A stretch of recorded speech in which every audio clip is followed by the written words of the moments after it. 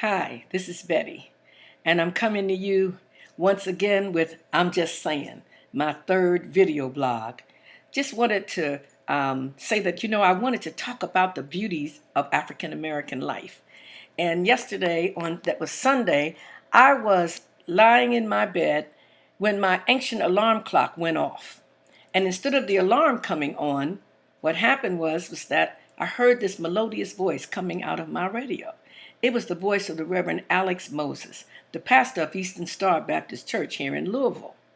So I'm laying there and I'm listening to Reverend Moses, and he is taking prayer calls from people from all over the city who are calling in to ask for prayers for their people. I know I have to get up to make it to 9:40 services at my own church, but I lingered a little longer listening to Reverend Moses and remembering a time long, long ago at my Uncle Joe's house in Philadelphia. Now, Uncle Joe wasn't my biological kin. He was my godmother's brother, but he was in my life for the whole time since I was a little girl. So he is kinfolk to me. And I remembered those Sundays in Uncle Joe's house. Sundays were days of rest and going to church. And it was Uncle Joe and my godmother and his two daughters, Judy and Gloria, and I would be there with them most of the summers. On Sunday mornings, we would get up to get ready for services at White Rock Baptist Church, not far from the house. In any event, as we got dressed for church, all we heard was gospel music and prayer calls from churches all over Philadelphia. And that's what Reverend Moses taking those prayer calls reminded me of those Sunday mornings. And we got up and we got dressed for church and we went to church services. Reverend Shaw was preaching. And we'd come back from church services and we'd take off our Sunday dresses and our Sunday shoes and we put on our comfortable clothes, and then we would sit down and wait for dinner.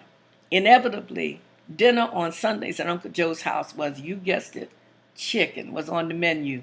And after dinner, we girls had to wash the dishes. On Sundays, we had to rest. Even though we were just girls, we were not allowed to rip and run and play and get dirty on Sundays. Sundays, we had to sit and be still. We had to meditate. We had to pray. And we talked quietly. And if we weren't talking, we were reading the newspapers or reading a book. But there was no jumping up and down and running because Sunday was a day of rest. And I was thinking that, my goodness, I know that things have changed. And it may seem like ancient rituals, but those rituals, those Sunday morning rituals, which were going on in millions of black households in the 1950s, those rituals are the rituals that helped us to get through life when racism was even rawer than it is now. Those strengths of seeing those black people, the adults around us in those churches who were just nobodies to the outside world, but in churches, they were deacons and ushers, and they were the leaders. In our churches, we were somebody, no matter whether your job in the daytime was a janitor or cleaning somebody's house. And I can see Uncle Joe now. He was a very tall man, and we would sit down for dinner and we would talk. And in the background, there would always be that radio playing with the gospel music and the prayer calls. Those rituals helped to solidify our life. I won't claim that Gloria and Judy and I were perfect girls or that we've grown up to be perfect women. But what I do know is that what happened to us in Joe Pender's two-story row house on South 54th Street in West Philly, where he moved in 1959. He was the first black person on the block. The NAACP had to help him because he was under threats from white people for becoming a black person trying to live on what was considered a white block in West Philadelphia. I think that when we think about our children, how agitated many of them are, the stress that they feel that they're under, the siege that they're under all the time, if we had adults to use at least one day a week, perhaps Sunday, to teach them how to sit still and be quiet and pray and meditate and to calmly figure out how to deal with the things that are bothering them, we would be a lot better off.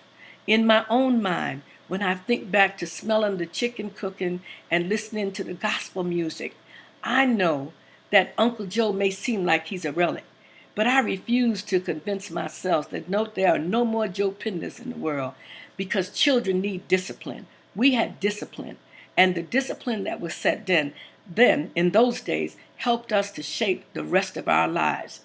Joe Pender died in 2014. He was 93 years old.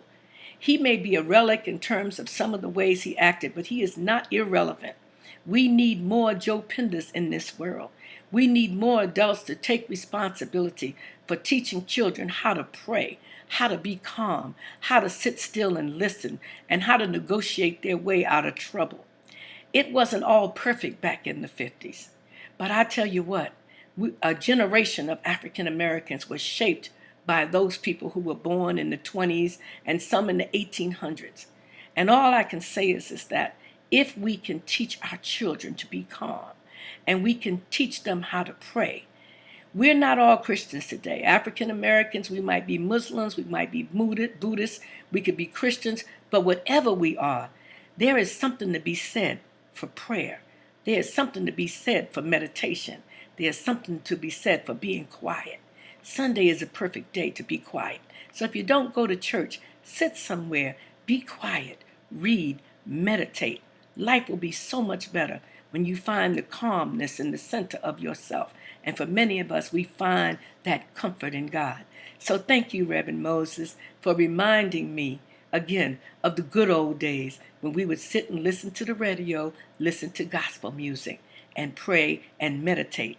And when children and adults too, at the end of every day, got down on our knees on the sides of our bed and said, "Now I lay me down to sleep. I pray the Lord my soul to keep. If I should die before I wake, I pray the Lord my soul to take. God bless mommy, God bless daddy," and we go down the list. So have a good day. I'm just saying, come and check out my blogs every Monday and Wednesday. And I will come back with some message about something, about politics, about something else. But today I just wanted to talk about nostalgia and the good old days when black people were, as somebody said, preparing us to be free. Thank you.